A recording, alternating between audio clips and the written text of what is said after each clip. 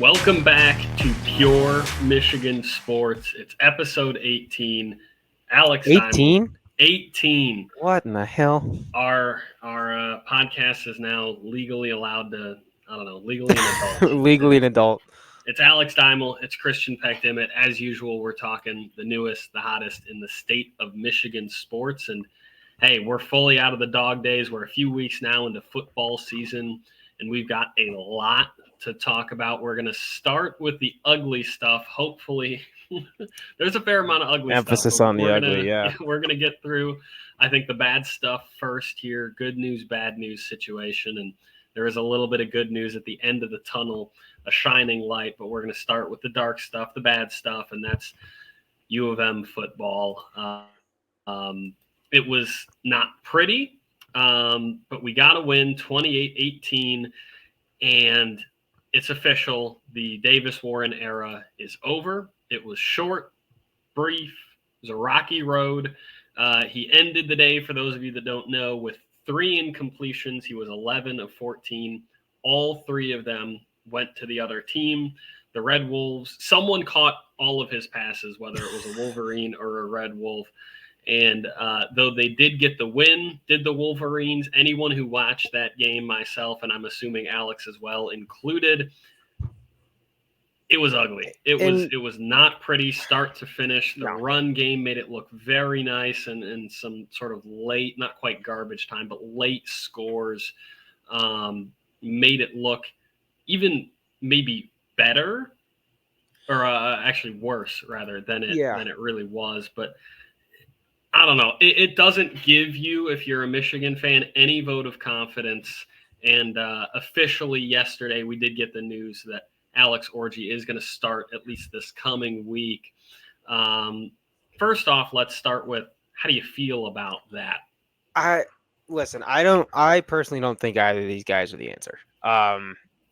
This is a team that's had how many seniors, how many guys graduate, how many guys go to the NFL?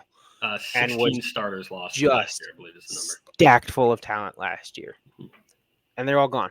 It's a brand new coaching staff. This is not going to be anywhere close to the same team. There's still some talent there. But if there is any sport where it cannot just be a one-man show, it's college football. That's it. It's one of those where it cannot just be Donovan Edwards. Donovan Edwards has to have blockers. It can't just be Will Johnson. Will Johnson's got to have at least someone there to pressure the quarterback on the line. It can't just be Colson Loveland. He's got to have a guy that can at least throw him the ball. I think those pieces, holy hell, those pieces are definitely missing. And I think you're kind of a fool if you didn't see that coming. I think if you looked at it objectively, we were very overranked to start the season. I'm shocked we're still ranked. Now, with that being said, we lost to a very good Texas team, probably the best Texas team that we've seen since the Vince Young era. One of the best teams in the country right now, maybe the best. I mean, literally ranked number 1. Like, I think, it's not the Michigan of old, and that's going to take some getting used to. But, you go into this USC game, don't expect, perfect football. Don't expect great football. If this is a team that can compete with USC, that's what people should be expecting. And I don't say that like I want to say it. Like, yes, you have a national championship here, but am I dreading the fact that there is a small chance that we beat Ohio State this year? Absolutely. Absolutely, because at the end of the day, any Michigan fan knows that's the game that matters.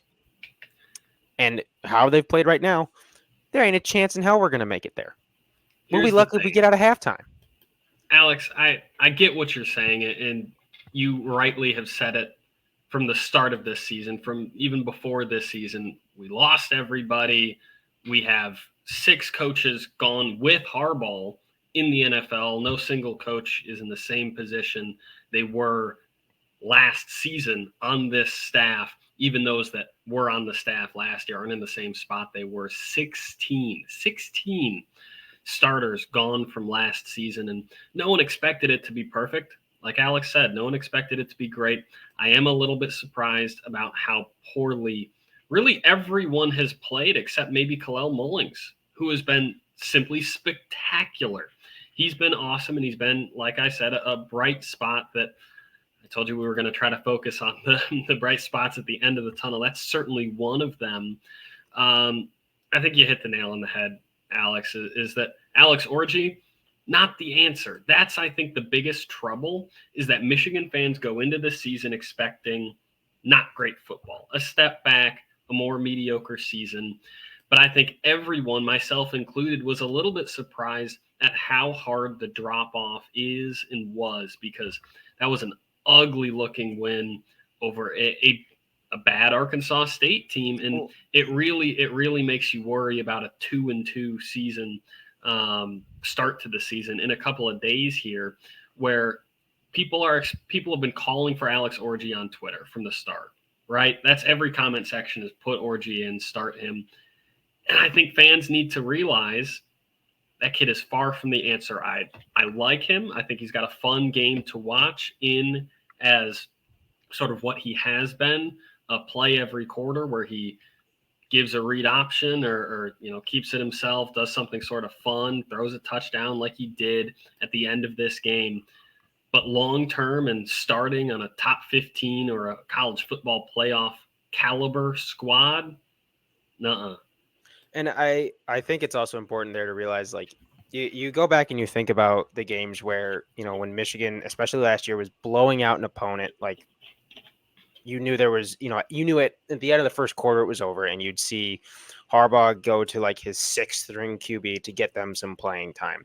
So originally you go to your brain and think, well, I watched what Orji did against Michigan State. I even watched him come in for a play against Alabama. I watched him do all these things.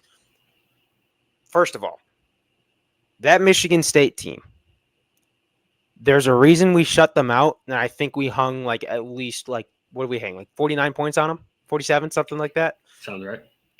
The Alabama game, he came in and did his one job with a very healthy and probably one of the best offensive lines we have seen put together in college football history, from left to right. All 5 of them on an NFL roster. Other than that, like, you saw Davis Warren get in against chumps. You saw Alex Orji get in every once in a while against mediocre teams. JJ was the guy. JJ was the guy when he wasn't even the starter. People were thinking about JJ when Cade was still there, and look how shitty Cade's playing. So I think it's no. He can. What do you mean fucking no? I'm not. He gave us an OSU win. How is that not enough for you? No, Hassan Haskins gave us an OSU win. Let's be real here. Hassan Haskins gave us an OSU win there. But anyways, like I was saying, it's not going to be pretty right away. And I don't think it's also fair to write either of these guys off. I'll get into this more, especially with Jared Goff once we start talking about the Lions. It is really not fair to write 2 guys off that have barely seen actual college football, and like with a non-NFL caliber offensive line and non-NFL caliber receivers. They've got Colson Loveland, they've got some talent, but it's not a complete team. And it's not going to be a complete team. It's going to take time for Sharon to learn how to use the transfer portal and to gain whatever political power. And unfortunately, I'm saying political power because that's how college football seems to work now, to get that talent. It's not going to happen right away. So the line's at 5.5, USC favored in Ann Arbor. How do we feel? What's the total? Oh, I don't know. Because whatever the total is, I'm hammering the under. Because I don't care what people say. I don't think this USC team. I do think that's a fair spread. Don't believe in Miller Moss. But I don't think Miller Moss is that guy. Just because you torch LSU, who has a terrible defense, does not make you the guy. Right. Does not make you the guy. I'm going to say that, and then he's going to torch everybody except for Will Johnson on Saturday, and I'm going to be eating my words. Will Johnson's getting thrown at too, man, and he's not looking great. But defensive backs are going to go up and down. I mean, he covered literally the first receiver drafted in last year's draft to a T last year. In fact, picked him off against OSU. I'm not saying he's shitty or anything. He's still a first-round pick. But I'm saying he's struggling along with the rest of this defense. Just because you're an All-American caliber dude and have been in the past doesn't mean you're free from the struggles of this whole defense. Exactly. 18 points from Arkansas State, falls on your shoulders too. Will got thrown at and to a fair amount of success. Yeah. And again, it's early. It's a young team. It is to be expected. I'm not saying I'm happy about it. It's the way it is. If you people saw me on Saturdays, you'd see that I'm much more depressed and a lot less rational then. But unfortunately, this is how it's going to be. Don't see too many bright spots. This is a year of improvement. It's a bit of a rebuild year. You kind of hit your peak. Now you got to go down. Now, you mentioned Jared Goff there. I think it is time we got to talk some Lions while we're in the ugly here we part go. of the episode. 16 total points against the Buccaneers defense that, albeit is very solid, particularly against the run. But that was just that question you got. I think Dan Campbell got a little bit caught up in trying to avoid, and Ben Johnson trying to avoid running against what is a good run defense, and had Jared Goff drop back and pass 55 fucking times in maybe one of his worst passing days as a Lion. 307, 2 interceptions, 34 of 55, a 36.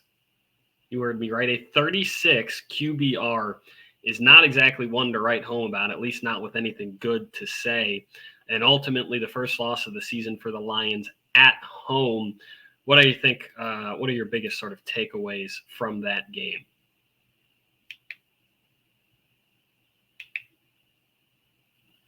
He's muted himself. How about now? There you go. No, brilliant use of technology from your boy here. Again, I'm going to preface this by saying Twitter's Twitter. Like, it's a cesspool. It's a shit show. It's never and nothing good or smart ever comes from Twitter. But the amount of people calling for Ben Johnson's head, calling for Jared Goff's head after that game, I was like, give me a fucking break. Nobody believes that. Come on. Like, yeah, okay. Were there way too many checkdowns, and was I screaming at my TV on that last drive because every single play was a fucking 7-yard in that doesn't stop the clock and doesn't get us anywhere? Absolutely. Checkdowns is one thing. Completing the ball is another. He was dirting passes that were like exactly what you said. He had a shitty day. And I think that's really at the end of the day. I think you drove right through all the BS that I think Twitter will come up with. Jared Goff had a shitty day passing the ball. And I think really the question we need to be asking, is it more than that? Is that the end of the sentence? He had a shitty day passing the ball and you lose. Or is it he had a shitty day passing the ball? Also, I'm worried about our red zone offense. To me, it's the latter. But really, I think the sentence starts and finishes with Jared Goff is worthy of the money we gave him. He's playing well. He had a bad day. It happens. And I think where a lot of that frustration comes from is when you have the performance like you did from Aiden Hutchinson. Like, by the way, defensive player of the year. I said Scuba was winning the fucking Cy Young. I'm saying it now that Aiden Hutchinson is winning defensive player of the year. Holy shit, that was incredible. And it's when you have that performance on defense that makes the offensive struggles that much more frustrating, obviously. They glare. I don't think this is not the time to press panic on a red zone offense. We know that we can do it. We know we have a bowling ball of a running back. We know we have Laporta who can consistently thrive in the red zone. Do we have Laporta? Apparently we don't, at least according to Ben Johnson. 2 catches, 13 yards. I think that's my biggest thing heading into next week. Get him the damn football, especially, again, Alex is hitting the nail on the head early in this episode. He's a red zone target, man. That's where he thrives. That's where he can thrive, and that's where this offense has struggled. It seems to be a 2+2 thing here. Now, and here's my other comment on that is you do go and face Arizona with a guy, probably know him, his name is Budda Baker. This is not like a talentless defense. It's not anywhere near the best defense in the league, but it's not talentless. I think if we struggle again, then it's time to press the panic button. People pressing the panic button right now, get the fuck over yourself. They're especially at home, back-to-back home losses, I think hurt. Should that be the case? The line I'm going with right now is nobody pressed the panic button yet, but find out where it is because it might need to be Exactly. pressed sometime soon. Exactly. And again, it's important to realize that this isn't a bad Tampa defense. There's a reason they were in the playoffs. I don't think Baker's anywhere near as bad as I think people say he is. I think he's a very talented quarterback. He's got a good receiving core. I think it's the I've opposite right now, brother. He's getting love, all kinds of love. love in the past couple years the amount of shit that kid has taken. Even when he was It's nice to see drafted. him getting the love he is now, to be honest. Yes, that's what's nice. That's what's nice is And he really didn't have, I think, that great of a game against us. No, and That he admitted it defense, after. He's like, there are things to work on, but he did his job. Although I will say, if I ever hear someone compare a fucking quarterback to Barry Sanders again, I'm gonna lose my goddamn that was mind. pretty crazy. That was fucking On what planet are we on? watching Malcolm Rodriguez get his shit twisted was tough to watch. And I then, don't care if both ACLs snapped. We're comparing him to Barry Sanders, the especially greatest running back of all time. That's who we're comparing Baker Mayfield to. it's tough. I And he's on the team. He's a legend for the team that you just snatched ankles from. That's who you're going to compare him to. I think that hurts even more. As a Lions fan, I'm sitting there fucking. What is he? Yeah, that's tough. That's tough. That honestly might have been the most frustrating part of the day. Outside, I was like, I was sitting there afterwards. I think it was been like 5 minutes later, and I think a lot of the kids I was watching it with were like expecting me to be more angry about the game, and I was like, how the fuck did Baker Mayfield just compare to Barry Sanders? Like that was my biggest pet peeve of that entire day. I was a little irked by the fact that Monty got exactly 11 carries. That one hurt as well for me. You watch him the drive that he had to finish that game for the Rams as a fucking battering ram, and then you turn around and hand him the ball 11 times in a game that you're losing. I don't know. I think that needs to be pointed out as well, and I think that's one where your hand sort of hovers near the panic button.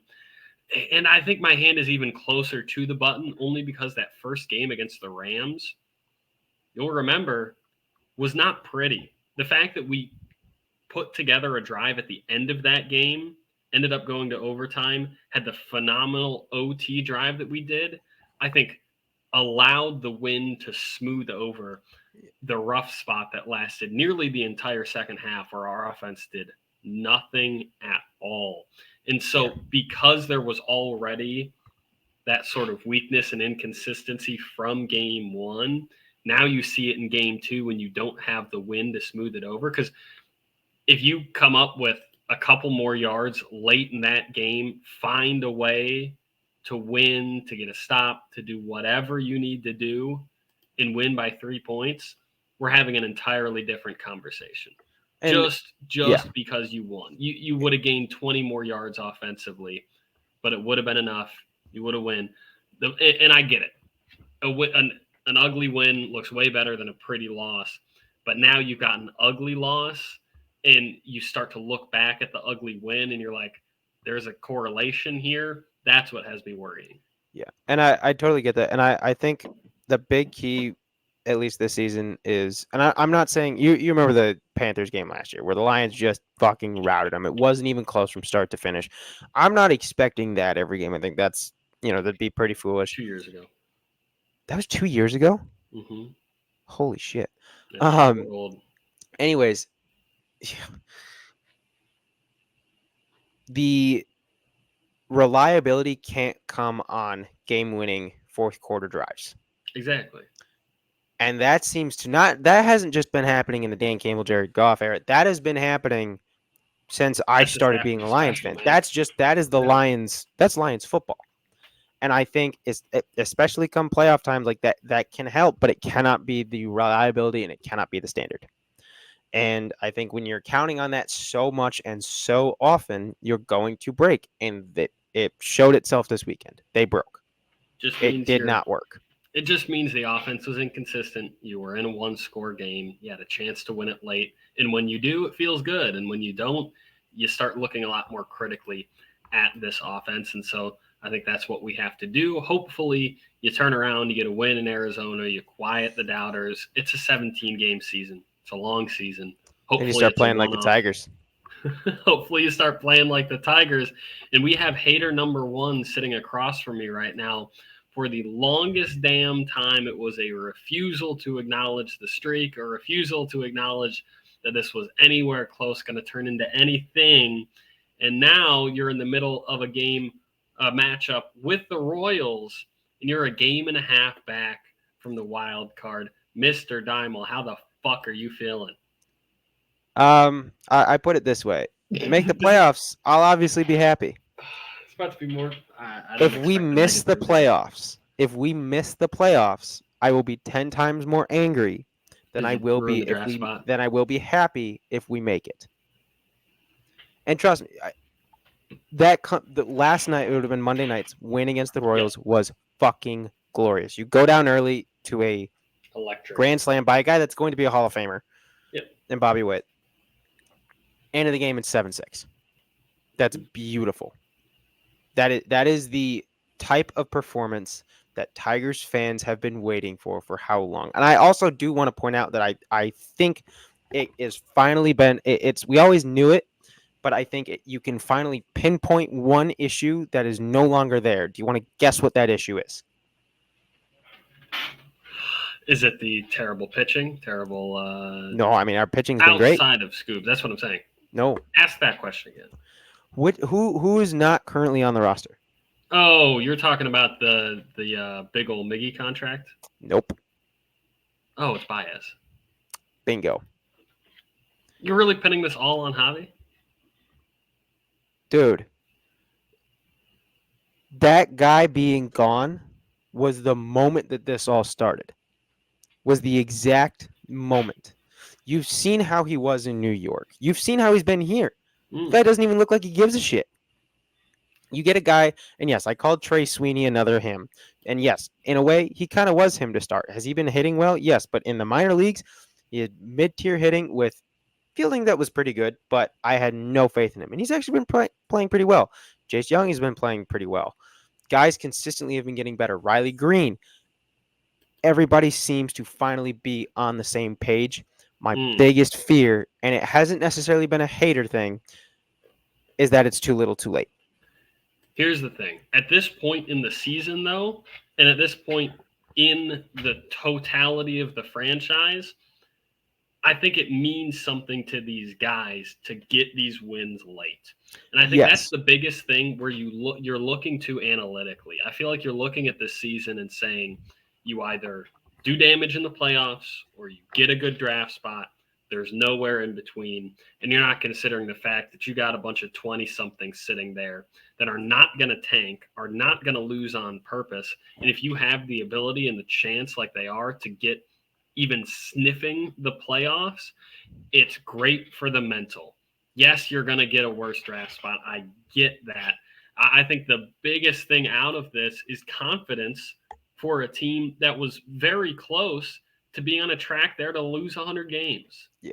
And I also think it's kind of the ignorance that I think that's very easy to show as a sports fan of any kind, that when your GM gets fired and you bring in a new guy, that the farm system is just going to start clicking.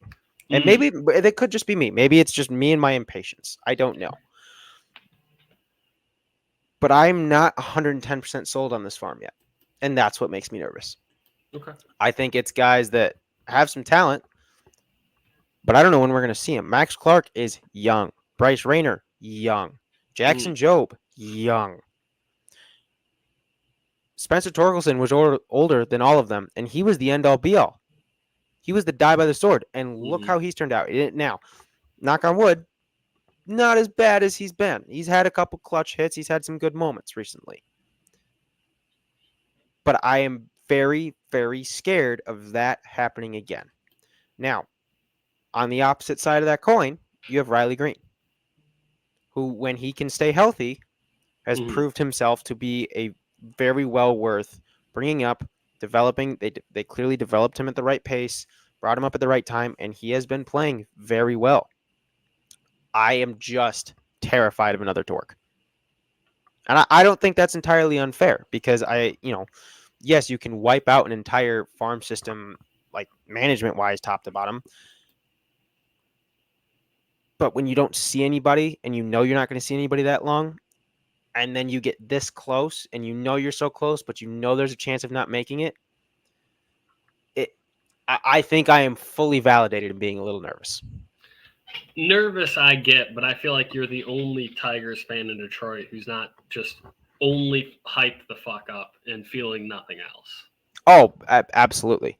Absolutely. And that's where I'm being a pessimist Yeah, and yeah, I yeah. understand that. And quite frankly, if I have to keep being a pessimist in order for this team to doing well, I will carry that bag, that bag on my shoulders till the day I die. But again, I'm standing by it. I'm not necessarily hating what's going on right now. It's obviously great to see winning baseball. Anyone that complains about winning baseball is a lunatic, myself included. Um, but again, I think I will be that much more angry if we get all that way there and don't make that cut. Because knowing that this is not the baseball that we saw for the first 2/3 of the season, and all of a sudden it's being turned on, it's just going to make me that much more bitter. That I get that. To be honest, I think that's fair. I get what you're going for. I'm choosing to look more at the attitude of the team and just saying like the win's gotta And help them and mentally. I think it kind of also relates to what we went through with the Wings last season, where you had that spell where they went on like a 7-game pointless streak and Yeah, then got so fucking close at the end. All it took was one game yeah. and they blew it and they could not make it. It's when you see streaks like that and then you see some hope at the end and it's more of like knowing that they can do it, knowing that it's there, That they're good but enough. that it wasn't. Yeah. That's what sucks. And I guess moving kind of into the Wings, huge extension announced yesterday. I don't know if you saw it. Lucas 8 years, Raymond, 8 mil, eight baby. eight by eight. That is incredible value for him. That was my I think first thought. he is someone who has gotten better incrementally every single season and is still pretty fucking young. He's going to be worth. He probably wouldn't have wanted that many years down the road. That's my thought. Was 4 years from now when we're still paying him a mil a year? That's when it feels like Yeah, and that contract really pays off. yes, absolutely. When he's hit his peak, I think he has so much room to go. Very excited about that. I believe, if I remember correctly, it leaves them with about 8 million left. Got to throw that at Mo. Got to throw that at Sider. That's got to be Iserman's next, at least long-term deal. Um, we're about a month out from puck drop, and you want to talk about a team I am excited for? I could not be more excited for this Wings team. You've got your veterans, you've got your signings. I do not expect a number 1 seed. I'm not going to be delusional, but I am all for gunning for a wild card with this team. It has been so long since there has been playoff hockey in Detroit. This is where I will take any crumb of playoffs. Now we got some picks of the week. Legally, I'm not making these bets myself, but we do have Good old Texas. Good old Texas. But we do have some picks of the week. You want to start or should I start? I'll give you my non-Michigan one. There you go. Okay. To start, I've got App State -7. That game's on Thursday. They're playing South Alabama. App State's already seen some great teams so far. That I know they played Clemson. They had a tough game against, I believe it was James Madison this past week, and I should know because I did bet on that game. But I do, it's a little inconsistent, but they're going up against the South Alabama team that really hasn't played anyone worth, their weight in gold. I like this App State team. I do have a future on them as well. And I think this is their week. It's App State -7 is my non-Michigan pick. Do you have a non-Michigan pick for this week before I get into mine? Absolutely, I do. Mike Evans, anytime touchdown. The lines aren't out yet. I don't give a damn. Tampa's playing Denver. That secondary is not pretty. It's been nothing super ugly this year, which it was sort of expected to be. So I suppose they're trending in the right direction. But I think Baker's cooking right now, and when they get into the red zone, their run game really hasn't been all that great. We saw it firsthand in Detroit. a lot of their red zone offense relies on passing the football and that big ass motherfucking target who doesn't drop a damn thing, Mike Evans, anytime touchdown. Really, right after he plays Detroit, that's what we're going with, huh? He's good, bro. Fair enough. And dude, can we also mention that Chris Godwin having like every single catch in the first half? Like, Crazy. where the hell did that come from? Only And against why our does he? secondary. And Only why does against he our secondary. always do that to us? He's our kryptonite. I think that wasn't talked about nearly as much. Why do receivers always have big games against the Lions? That's the better question. Maybe because we fucking suck. Okay. Let's not get ahead of ourselves. We're spiraling. Michigan spiraling bets. What you got, Alex? Michigan bets. I don't think there's a line out for it, but I'm on Raw anytime. That's what we're gonna go with this week. And I also, it's not necessarily a Michigan pick. I think we finally see the some realism when it comes to Michigan State football. Okay. I'm going Boston College -6.5. Oh. This is a BC team that has played some good opponents. They're also in BC. That is also true. I like Boston College by at least a tutty. And give me an Amon-Ra time. I don't think the line's out on it yet, but I think after kind of not doing much at all last week and having a little bit of an injury, 11 he bounces back. 11 for 119, brother. 11 for 119. Touchdown wise. Okay. I hasn't shown much in the past 2 weeks, and he's normally a guy that can score. So, True. And yes, 119 is fine. I want it in the end zone. I think this is his week. Michigan, I do have a Michigan pick. You're not going to like it. It's USC -5.5. I mean, I'm not happy about it, but I understand it. Let's be realistic with this team, man. The defense was supposed to carry you. Guess what it's doing? It's going to break. It's going to Stafford style. The back is going to break under the weight of the carrying. It's got to do it. I don't think you can slow down Miller Moss in this offense. And frankly, Michigan has no chance of keeping up. If USC comes out of the gate, scores 10 or more first quarter points, I think that's literally all it takes for Michigan to be in too big of a hole to run the offense that it wants. Shit. Well, let's hope you're wrong. Just being realistic. I hope I'm wrong too. I hope I lose money there. Again, I'm being realistic. USC. I understand the pick. I don't think Miller Moss is him. I do think this is a huge. Again, you kind of hit on it. It is a defensive test. This is going to have nothing to do with the offense. This is going to be, can the defense contain? Because we know the offense can't do it. So we shall see. How realistic can you be where you're praying that your offense can hit 21? You have to do two things. I think this team's just bad. I think when you play USC, I hadn't even gone there yet. When you play USC, and you have to do two things. You have to pray that your offense hits 21 points, because there's no way in hell that this defense can hold a top 15 team below 20 points scoring.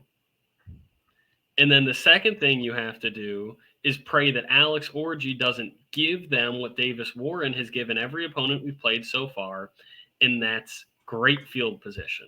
The turnovers have mauled this defense. It's been solid. It's been okay, much less than we've expected on the defensive side of the ball for Michigan, but they've been set up pretty poorly. Alex Orji's not that dude, but if you can just protect the football, give your defense long fields to play behind, control the ball, let them rest, lean on the game defensively, you've got a shot. I just don't think that's going to happen. USC -5.5. You know what? Add it to my card. USC team total under 26.5. We're switching roles here. I'm becoming the optimist now. I like it. Hell yeah. I'm becoming the optimist now. I would love my bet to miss. I just don't think it will. This has been episode 18 of Pure Michigan Sports. Drop a follow on the Substack, on the Insta, on the TikTok, on the everything. We're hitting them back up. They're going to hit full gear here.